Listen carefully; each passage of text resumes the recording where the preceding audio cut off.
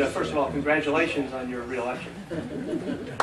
It's a distinct honor for me to be here to introduce my good friend, Senator Joseph Lieberman. And for me personally, this is also an opportunity to recognize and laud the outstanding service of both Senator Lieberman and of B'nai B'rith. Over the course of nearly 170 years, B'nai B'rith has been rendering vital services to both the Jewish community and the community at large, assisting people in ways large and small, in good times and bad.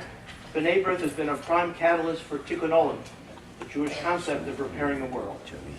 To millions, this organization has stood as a symbol of a multitude of ways in which men and women can serve their brethren and their neighbors to render services for the betterment of mankind.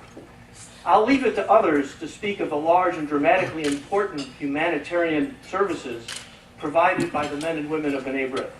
I would like to focus on a single service rendered by B'nai B'rith, which for me was clearly transformational.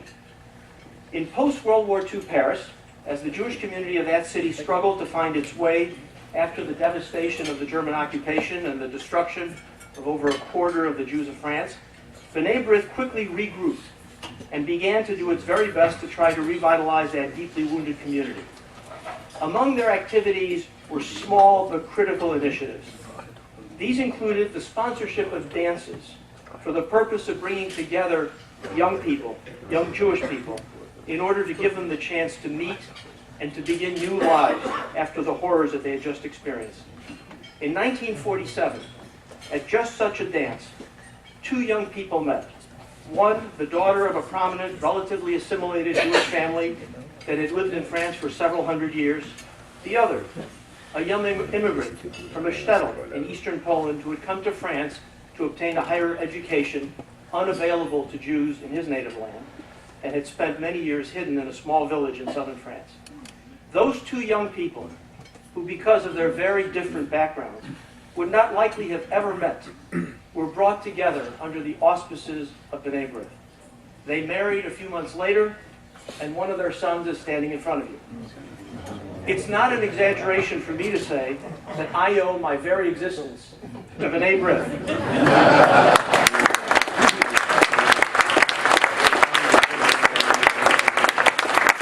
And many years later, after I moved to Washington, it became my great honor to, in some modest measure, to return the favor by serving, as I have for nearly 3 decades, as outside general counsel to B'nai B'rith. And it's also after coming to Washington that my wife and I have the great pleasure of getting to know Joe Lieberman and his wife Hadassah. We've been friends and neighbors for many years. Our children have grown up together. We've shared the joys and the challenges of life together, all while the Liebermans have been engaged in their vital and critically important public service careers. Just like B'nai B'rith, the Liebermans, Senator Lieberman and Hadassah, have been fully committed to public service. They've done so on the national stage, but they've also rendered important services in their private lives. Let me just note one component of that service. 3 years ago, Hadassah Lieberman met a fine young medical student. She took the initiative to introduce that young man to our eldest daughter. And today he's our son-in-law.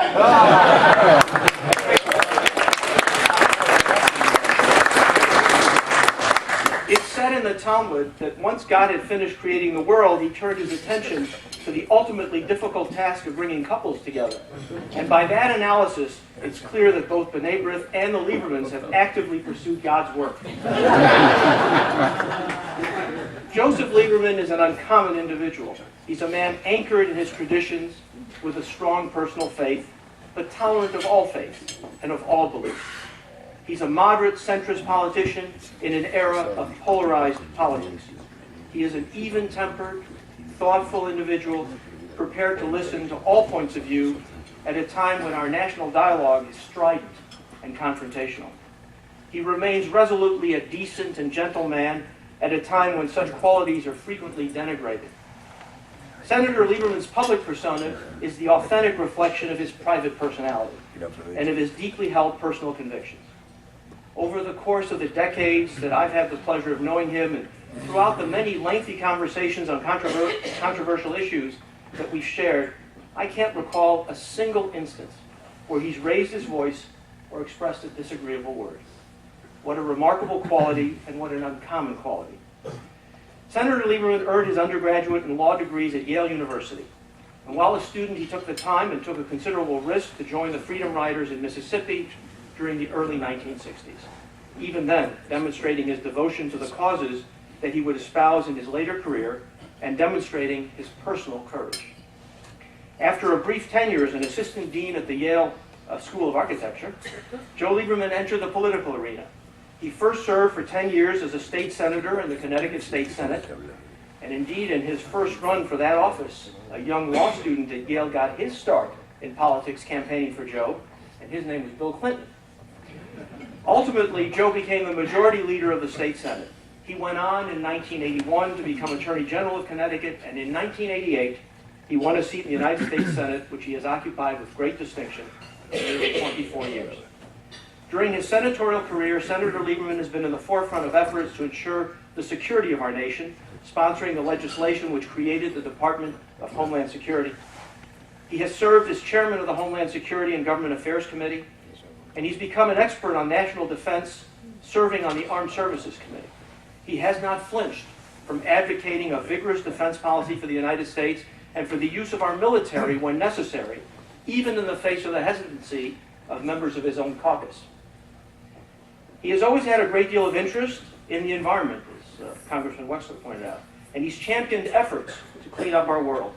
He has focused on economic issues, serving on the Small Business and Entrepreneurship Committee, and most importantly, he has not hesitated to reach across partisan divides to forge policies that have improved the quality of our lives and the safety of our nation.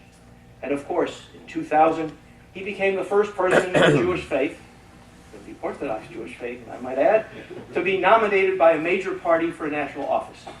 He comported himself with dignity and distinction in that campaign. The tone adopted then, as he campaigned across the country, stands in stark contrast to the tone that we're witnessing in this year's national campaign. By dint of his national campaign, Joe Lieberman's reputation as a leader spread throughout the world. He became known to people across the globe and has been able to engage in constructive dialogues with leaders of many nations, including nations not known for their affection for people of his background. Joe Lieberman has embodied the very best that public servants can bring to our great nation for the benefit of all of our fellow citizens. He has demonstrated an intelligent understanding of the most complex issues of our time. He has not flinched from taking unpopular positions when he's become convinced that those policies are in the best interest of our nation. And he has been a moral compass in our ethically challenged times. He has been a great statesman for our times, and although he'll be retiring from the Senate in January, I'm quite certain that he will continue to render invaluable service to our country and to all mankind for many years to come. It's my great honor and a personal pleasure to introduce an uncommon public servant, a good friend, and a truly distinguished American, a great statesman, Senator Joseph Lieberman.